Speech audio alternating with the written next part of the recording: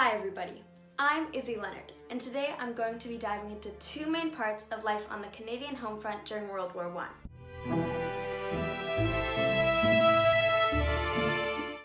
If your World War I knowledge is limited, that's alright. Mine was too not that long ago. Although the whole beginning is very confusing, I would just explain who is on what side. The First World War started in 1914 and ended in 1918. The Triple Entente was Russia, Britain, and France, who sided with Serbia, and the other side was Austria-Hungary, Germany, and Italy, called the Triple Alliance. Us Canadians were fighting alongside the Entente since we're a British colony. Now that you have a simple understanding about the war itself, I would like to bring up my two main points I'll be discussing.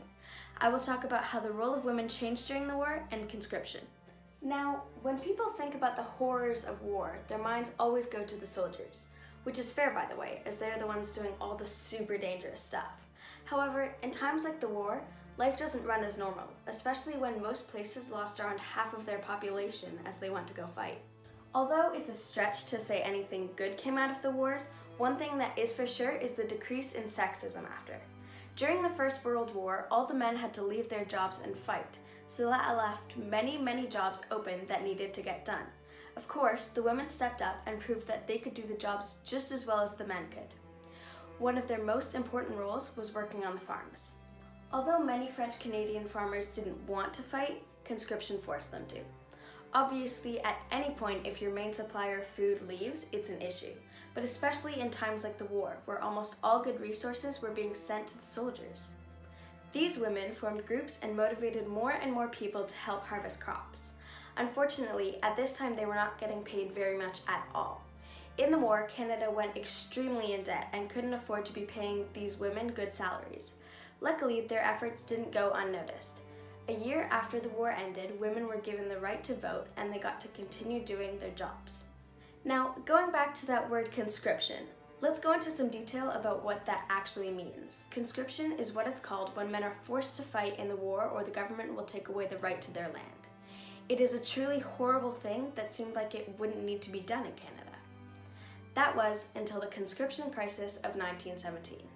In the first few years of World War I, conscription wasn't needed in Canada, as over 300,000 men voluntarily enlisted to fight.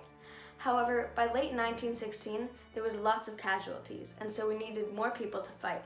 And by then, not many more people were volunteering, as they had already gone. The Prime Minister at the time, Sir Robert Borden, knew that the government needed to start the process of conscription as the French Canadians didn't want to fight. However, he knew the Liberals wouldn't want to do it, so he formed a coalition government with Sir Wilfrid Laurier, the Liberal leader, promising them equal seats in Parliament. Also, if you didn't know, a coalition government is what happens when two different parties come to an agreement to work together. In this case, the two parties came together, allowing the Conservatives to start conscription.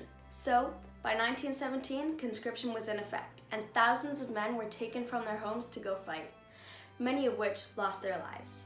Conscription is a horrible thing that should never have happened and should never happen again. While we need soldiers to fight, it should be voluntary. As a country, we should not be forcing people to leave their homes and risk dying. So, as you can tell, it's pretty easy to see that life on the home front was not glamorous at all. Quality food was limited, people were being forced to leave their homes and fight, and the whole time no one had any idea if their husbands, brothers, fathers, or sons were even alive. I hope this video showed you that war is never the answer, as basically the only thing that can come from it are horrible things.